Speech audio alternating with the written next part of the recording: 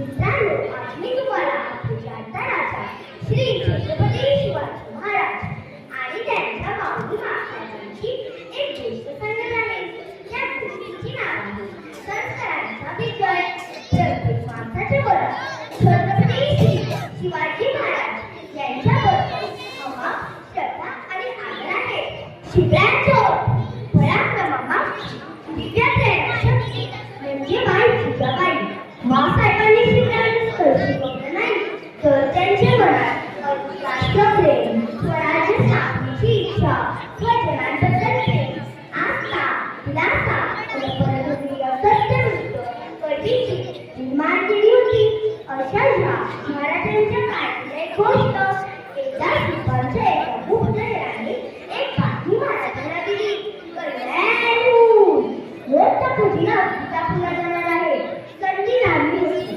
काम गोष्ट होतं तरी महाराजांच्या पाठीमध्ये शिवराय वर्ष आधी सुरू जवळ केली होती. खजिना बाहेर ही बातमी कळतात राजेंनी आबाजींची आणि नेमणूक केली. 3:30 घोडे आणि शिपाई बरोबर घेऊन आबाजी मोहिमेला गेले.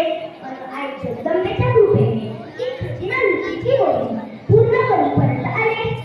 खजिना शाही कळती कल्याणचे सुभेदार दौलत घेऊन आबाजी गडावर येऊन दाखल झाले. महाराजांनी आज्ञा देताच 15-20 जणांनी ते खजिन्याचे पेटारे सर्वांसमोर आणले. परत उंची खाली गेली. सोनं नाणं, उंची वस्त्र, सोन्या चांदीचे अनेक अलंकार, भांडी, तो लगेच खजिना पाहताच साऱ्यांचे डोळे दिसले. आबाजींच्या राजाचे धुळले. खजिना हातात लागला म्हणून महाराज खुश झाले. पहिल्या दरबारात राजांनी आबाजीच्या कौतुक केलं. तेव्हा आबाजी म्हणाले, महाराज, आपल्यासाठी एक खास खजिना आणला आहे. जर आणला असेल तर घेऊन या. महाराज बोलले. मात्र शंभराचं मुखावर ओढणी घेतली. एक नजर दरबारात आली. भिकारी माणसाने मुख अश्रू घालत होती. तिला पाहता महाराज म्हणाले, आबाजी, काय कोणी होती? महाराज, कल्याणच्या सुभेदारांची सून. आबाजी एवढं बोलले मात्र आणि आबाजींनी विचारली होती का मुखावरची कोणी दूर करण्यासाठी शंभर कापड तिने मुखाच्या पदरातून केला. सारा दरबार त्या खांडाने अप्रतिम सौंदर्याकडे पाहतच राहिला. राजाने तिच्या नजरेने मासाहेबांकडे पाहिलं. त्याची आता शिवरायांच्या आशेवरच केली होती.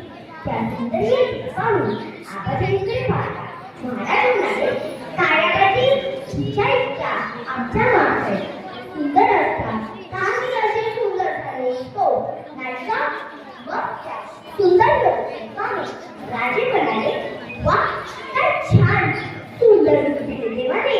अशी लेक म्हणून लागणारी माता पिता आणि सून म्हणून लागलेले सासू सासरे खरंच कमी आहे. खरंच अशी सुंदर बहीण आज आम्हाला मिळाली. आम्ही झालो.